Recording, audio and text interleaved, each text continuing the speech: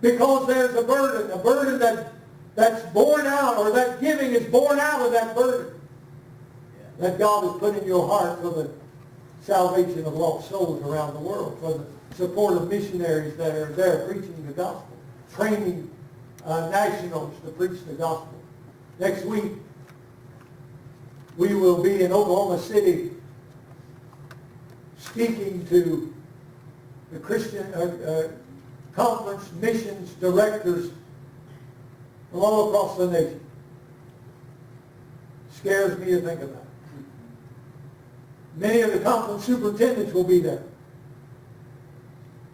You know why we'll be there? You know why we've been asked to speak at this annual meeting? It goes on from Monday to Wednesday. It's not because of me. In fact, most of them don't know me. In fact, I imagine they've read that itinerary for the meetings and all the speakers that will be speaking, and there's Ron Neff's name in there. I can just hear some of them saying, "Who in the world is Ron Neff?" They don't know me. But here's the thing, they know you. Are you hearing? They know I'm going to Oklahoma. I've been asked to speak at that conference missions directors meeting because of you. Because of your giving to missions. Because you're a $1 million church. Now in 2013, most of you were here. We passed the $1 million mark in giving to world missions. That's why they want to hear about it. That's why we're going. I'm telling you, you've taken the burden that God has put in your heart, and you've been willing to go with it and be a part of it and give to the cause of Christ around the world. When you look at a video of those little children and the joy that fills their hearts when they receive that box at Christmas, and most of them, the vast majority of them, will never receive anything else. They won't even celebrate Christmas. Many of them in nations where the vast majority aren't even Christians, most of them. But they'll receive it, they'll realize that there's a God that loves them, they'll hear about Jesus. When you see that video, it's something stirs in your heart. Every time I see one of these videos, something grips my heart. I've got a little picture. I don't remember how it got here. It was either Samaritan's Purse or Voice of the Martyrs, but it's a little picture of a group of children. They are dressed. It looks like wintertime. They all got coats on and caps. But all of them have got their little hands folded like this, and some of them are just, they're waiting anxiously for something. I don't know what they're about to receive. But I tell you, that picture so impacted me. When I took it out of the envelope, I've got to stick it up where I can see it every day. My heart is moved by me. That's why many of you support the children through People to People. Because you're moved by that. You sense the burden God has given you in their behalf. It's real. It's wonderful. It's powerful. A burden is good. It's good. Now listen to me. It's a must for the success of any effort for God. Let me say it again. Don't ever reject or resent a burden that is given to you by God. It's a good thing. It's a must for the success of any effort for God. Paul said we share the fellowship of his suffering. That's what he said in Philippians 4. I want to know him and the fellowship, the participation of his sufferings, his passion. But here's the thing. You hear what I'm about to say. Burdens can become discouraging. They can get heavy. In fact, they can get so heavy that we feel like quitting. We feel like giving up. We feel like we're not making that much of an impact.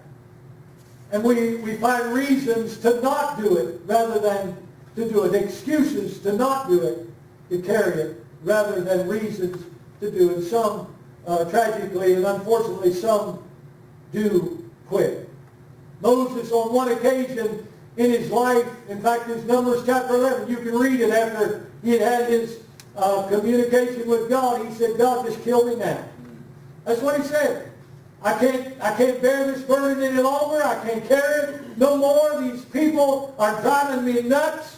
Just kill me now. If I've found mercy in your sight, if I found grace in your sight, take me out, take me on home. Ever felt that way? Paul knew what it was to feel burdened. 1 2 Corinthians chapter 1, he says he was burdened beyond measure, even to the point of despairing even of life. Paul was not suicidal, but his mindset was, I just soon go on home to be with the Lord now. Let me die, Lord. Just take me on home. This life has become too much. I'm burdened beyond measure. I believe every servant of God feels that way to one extent or the other sometimes.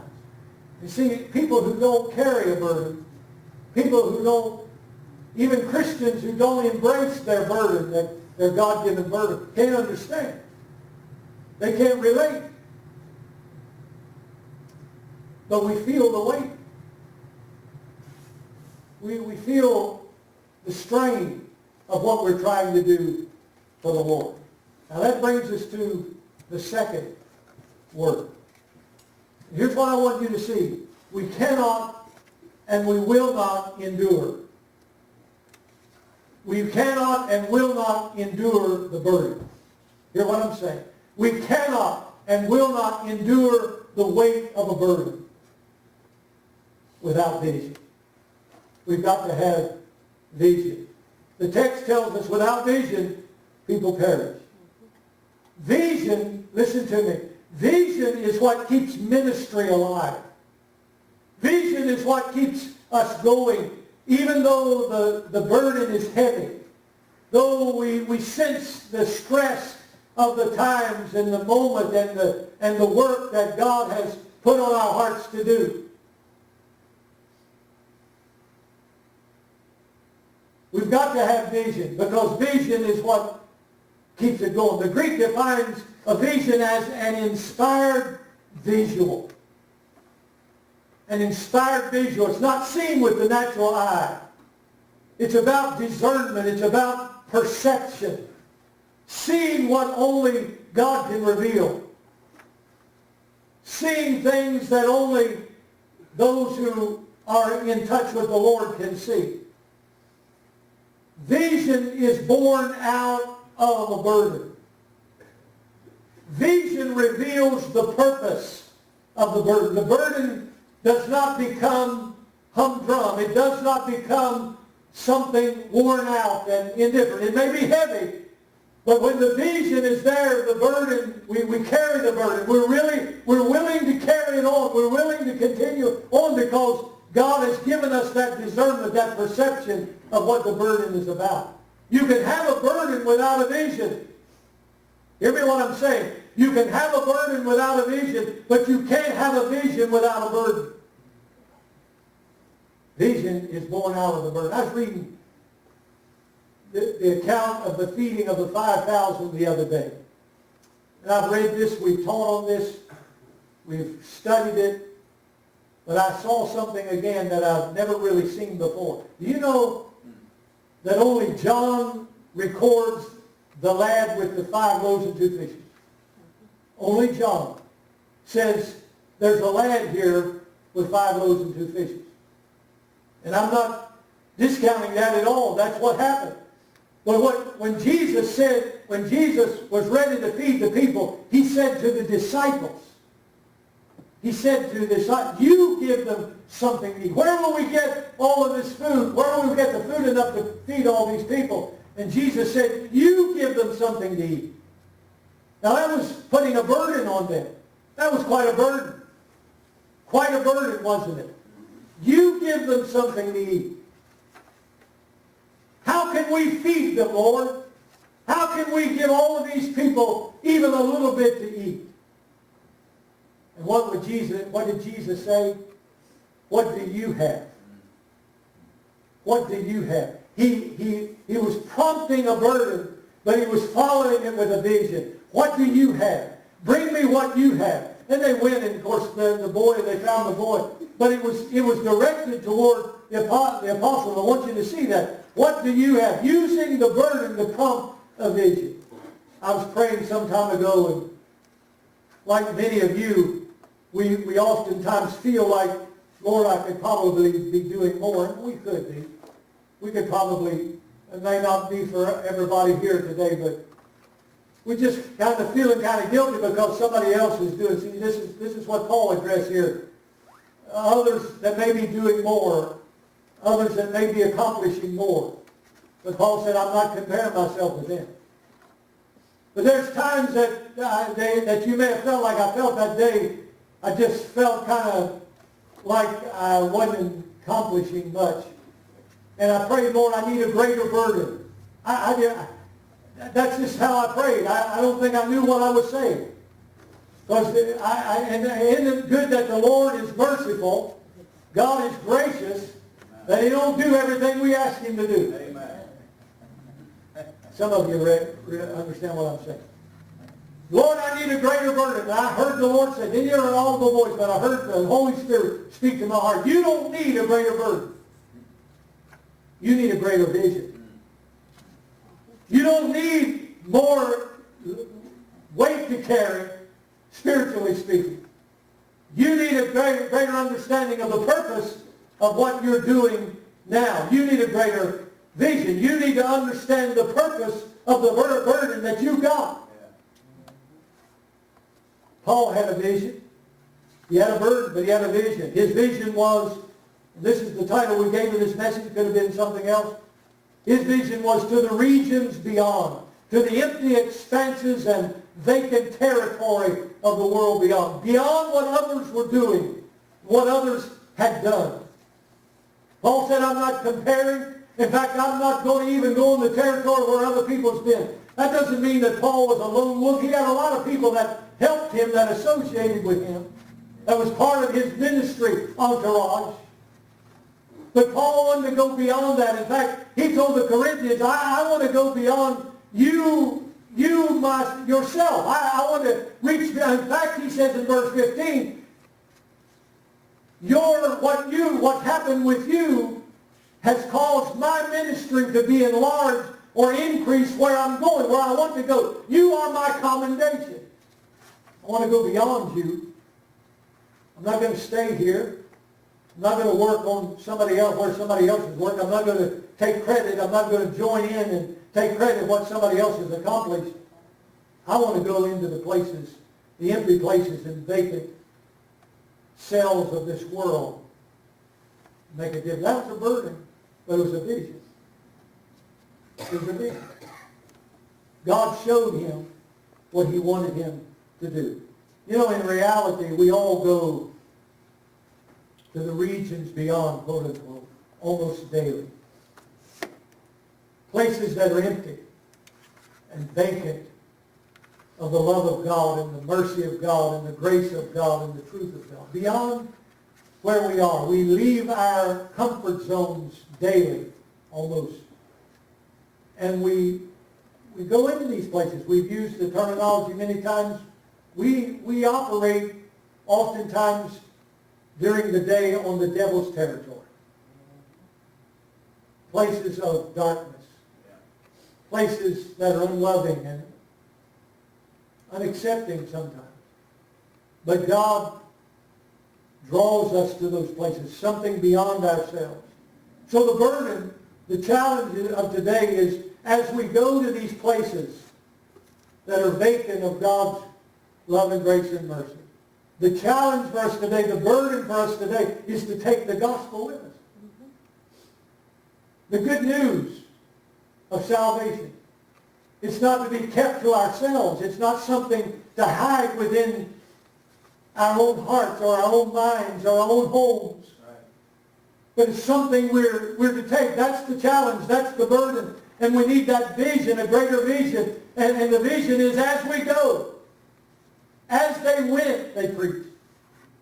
As you and I go, we embrace the vision. Well, God said in the last days, I'm going to pour out my Spirit on all flesh. God is raising up in these days which we live. And I want to remind you again, I want to encourage you again, look what God is doing. Don't just dwell on what the evil and the wrong and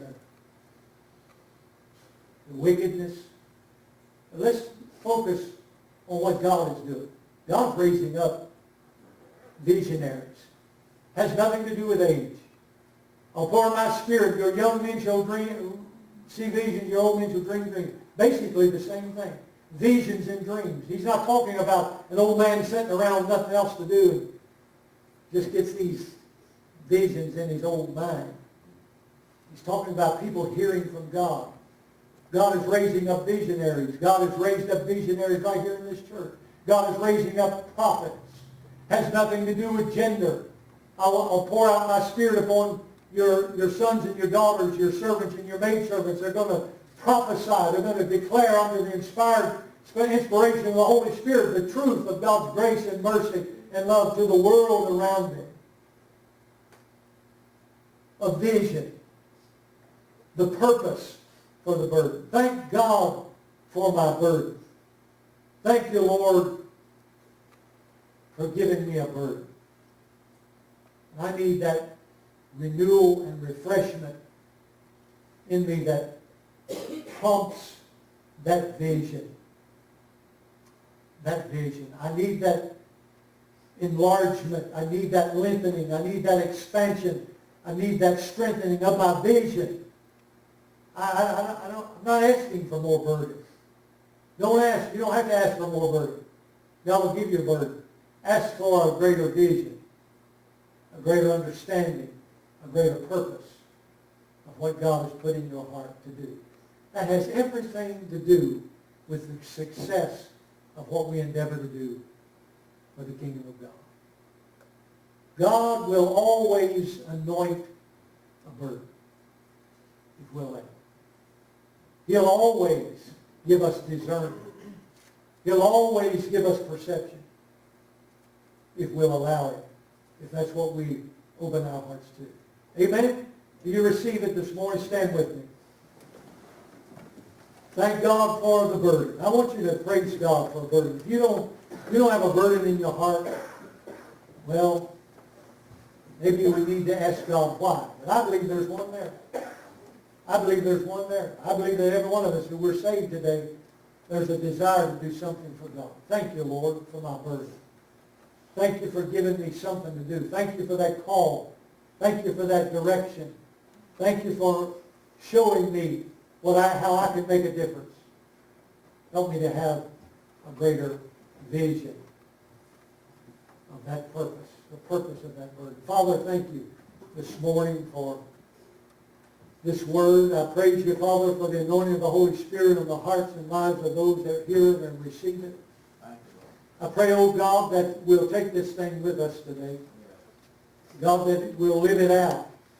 That this will be the cry of our hearts, the desire of our soul, the longing of our very being, to be used of you, to accomplish something for the kingdom of God. Thank you, Lord, for each one that has something to do. We join ourselves together to accomplish the whole. We're not taking anybody else's commendation, but just what you commend us for. We only want your commendation. We only want, Lord, what you're doing in and through our lives. We want to be faithful and true. In Jesus' name. I wonder this morning how many would step out and say today, I'm thankful for my burden that God has put on my heart. I'm thankful for the desire that he's given me to be used of him. I need my vision renewed and refreshed and strengthened and expanded. I need my vision broadened and lengthened in my life. The burden may be heavy. The burden may seem overwhelming. The burden may seem something that you can no longer bear. You just soon somebody else. That's the out some people take. Obviously let somebody else do it. But yet, God's still dealing with our hearts. You don't have to do what anybody else does. Just do what God puts in your heart to do. Let him refresh. Let him renew. Let him excite that vision, the purpose of that word. Would you step out and say, that's me, preacher. I join you here today. That's the desire of my heart, to be used of God on this World Mission Sunday. That's the desire of my heart. to fulfill God's burden that He's put in my spirit. And to see it through. To see it through. To see it through. To follow the vision. To carry the burden and follow the vision. Amen. Praise God. There's an old song that says, I'll go, yes, I'll go. My Lord can count on me. I'll take my place in the fields of grain. His harvest I will reap. God can count on me. Let's tell Him today. Lord, you can count on me today. Hallelujah. Amen. Just tell Him today. Father, here I am. Here I am. I thank you for the burden that you put in my heart. I admit, Lord, there's some times when the burden has got so heavy that I'd just soon be doing something else. But I hear you say, there's a purpose. There's a purpose. Lord, we hear you say, I'll help you. I'll help you. I've got a reason, a purpose for that burden. There's souls hanging in the balance. There's a work that needs to be done. The church will progress because you take your place. You stand in the gap. Lord, we say, Lord, we take the burden. We don't resent it. We don't reject it. Even when it's heavy, Lord, God, may the vision of the purpose of the burden. In Jesus' name, God, refresh it, restore it. God, refresh it in our hearts, in our minds. In Jesus' name. Yes. For surely, there's a work that I can do. Yes. And even though it's humble,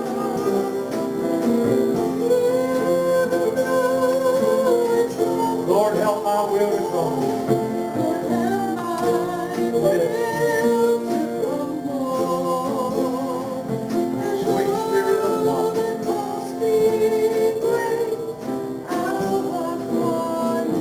Now you've got God's word on this today. Just make that rededication and recommitment of your life. Bear the burden that God puts in your heart. Make a rededication to Him. Use me, Lord. Here I am. Use me. Here I am. Take me. Speak to me and through me. Be glorified in and through my life. Let me, Lord, walk the walk. Let me talk the talk. Let me live the life, God, that brings glory and honor to you. In expectation that souls would be won, that the harvest would be reaped, that lives would be changed, things would be different. Thank you, Father. Hallelujah. So glad to be a part of the church of the living God. Hallelujah. Hallelujah. Called to be saints. Called to be a light. Called to be salt. Called to do the work of the kingdom. Hallelujah. Hallelujah. Yes. Mighty God.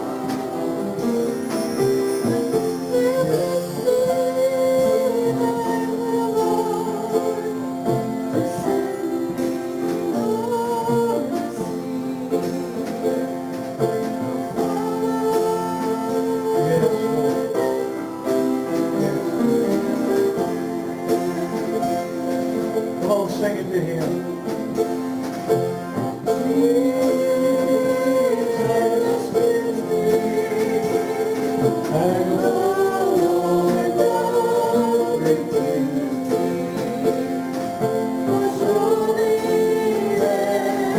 That's vision. You're declaring vision in your heart.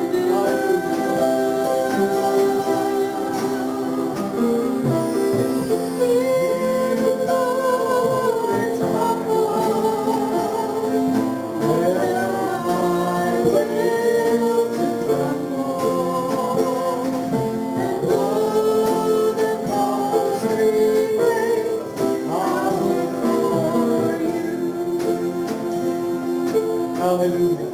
That's vision, people. Amen, amen. Though the cost be great, I will lift up the cross. There is no greater honor. Amen. Amen. Praise the Lord. Praise the Lord. Father, help us today to take this word, grow by it, glory in it, and give it to somebody else. Might be a blessing. Might be a channel. Might be a voice crying in the wilderness. Give us souls for our labor. Help us to see, Lord, the result of the purpose of our building. Even before it happens, show us the result. That's vision. Jesus. Vision. Vision shows us the results before it happens. Discernment, witness of the Spirit, shows us results. That's why we keep going. That's why we keep doing what we do. There's going to be a result. Amen? We have vision. God bless you. Pray for us this week, please. On Tuesday, we'll be speaking on Tuesday about 3 o'clock.